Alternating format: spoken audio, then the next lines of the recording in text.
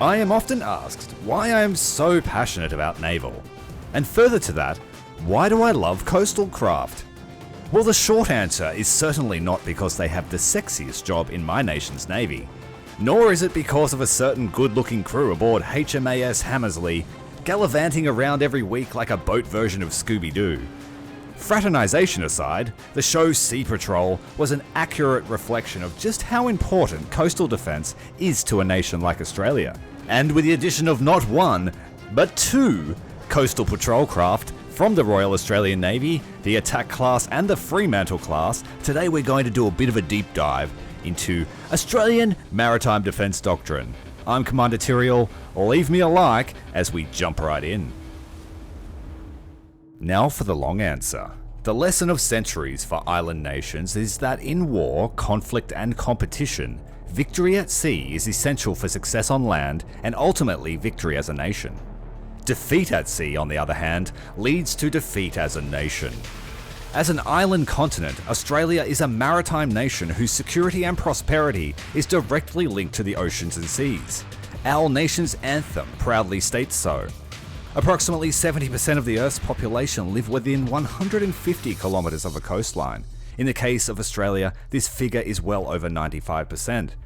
The area of direct interest to Australia's security covers a substantial percentage of the Earth's surface. Australia adjoins the Pacific Ocean in the east, the Indian Ocean in the west, and the Southeast Asian archipelago in the north, as well as the long-forgotten Southern Ocean. Australia is first and foremost a maritime nation. Controlling our seaborne approaches and supporting international efforts to assure the maritime commons is essential for continued prosperity.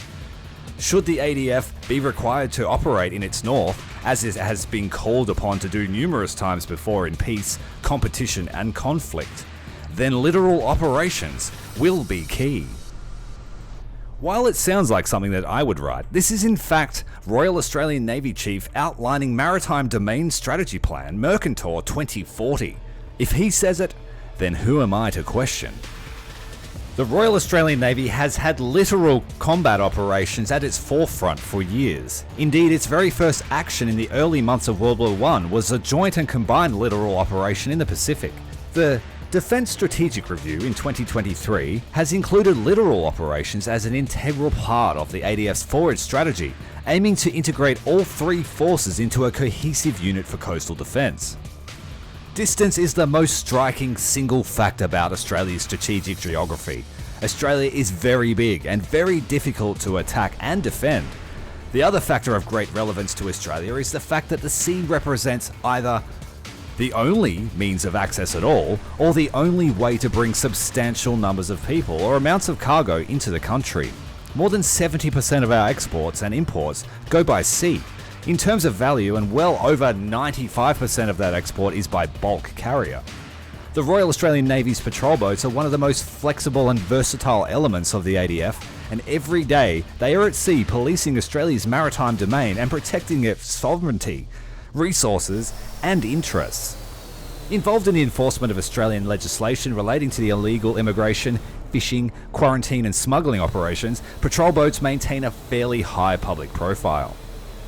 It was the Royal Australian Navy's experience during Indonesian confrontation in 1963 to 1966 which led to the reintroduction of patrol boats into the fleet.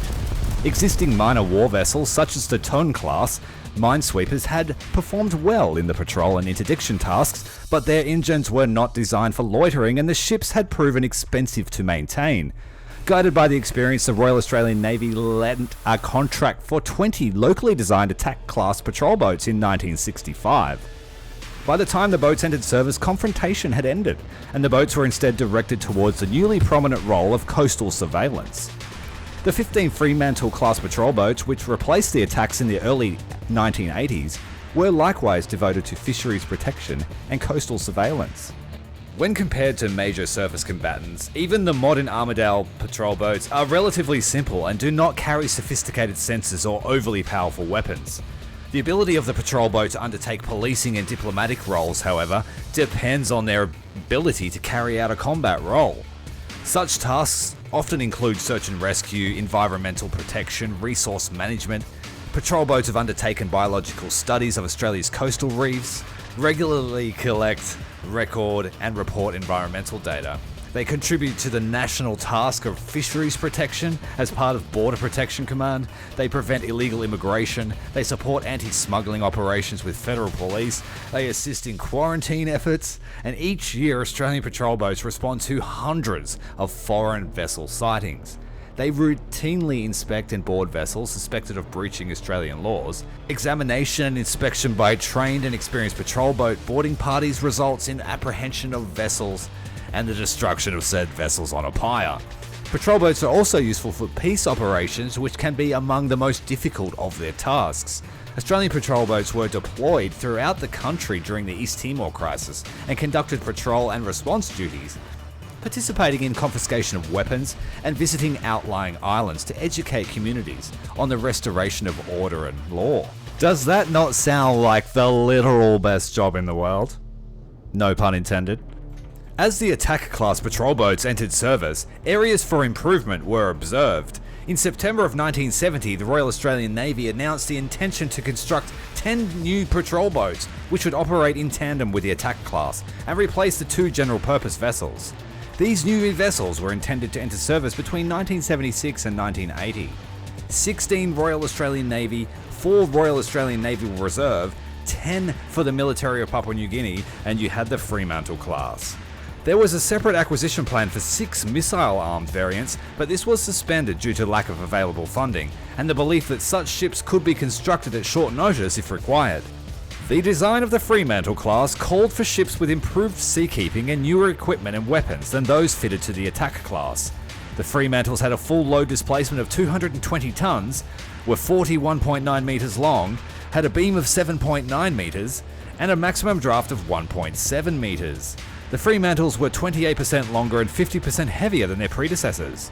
The main propulsion consisted of 2 MTU series diesel engines, which supplied 3,200 shaft horsepower to 2 propeller shafts.